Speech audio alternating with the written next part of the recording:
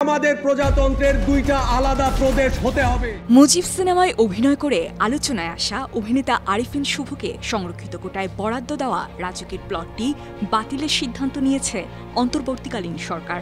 একই সঙ্গে চিরঞ্জীব মুজিব সিনেমার প্রযোজক লিটন হায়দারের প্লটও বাতিল হচ্ছে।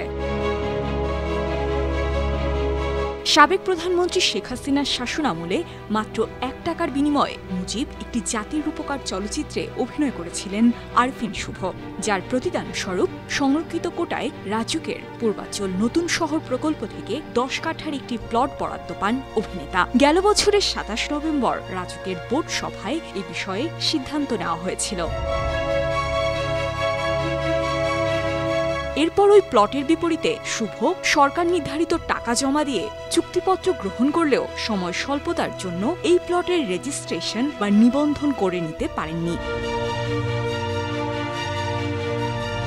কিন্তু শেখ হাসিনার পদত্যাগের পর থেকে সংস্কৃতি অঙ্গনের নানা মহল থেকে অভিনেতা আরিফিন শুভর বরাদ্দকৃত ১০ কাঠা প্লট বাতিলের দাবি ওঠে। নেটিজেনরা মন্তব্য করেন, শুভর উচিত এই জমি সরকারকে ফিরিয়ে দেওয়া। কেউ কেউ আবার সামাজিক যোগাযোগ মাধ্যমে অবিলম্বে রাজুকের দেওয়া এই বরাদ্দ বাতিলের জন্য সোচ্চার হন। তোমারে একটা পুতুল ঘর দিলাম, মানতে হবে। যার প্রেক্ষিতে শেখ হাসিনার আমলে শুভর প্লট সহ রাজনৈতিক বিবেচনায় বরাদ্দ দেওয়া প্লটগুলো নিয়ে নানা হিসেব নিকেশ শুরু হয়। শেষমেশ আরিফিন শুভ ও লিটন হায়দারের প্লট বাতিল করল রাজু।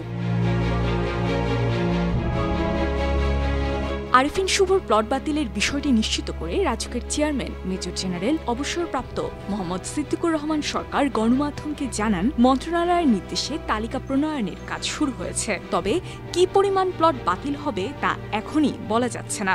মূলত যেগুলোর রেজিস্ট্রেশন করা হয়নি এমন শতাধিক প্লটের তালিকা তৈরি করা হয়েছে, যা বোর্ড সভায় উপস্থাপন করে বরাদ্দ বাতিল করা হবে।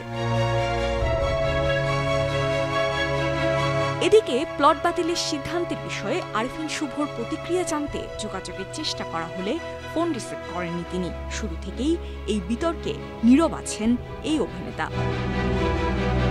বিনোদন ডেস্ক, ৫২ টিভি।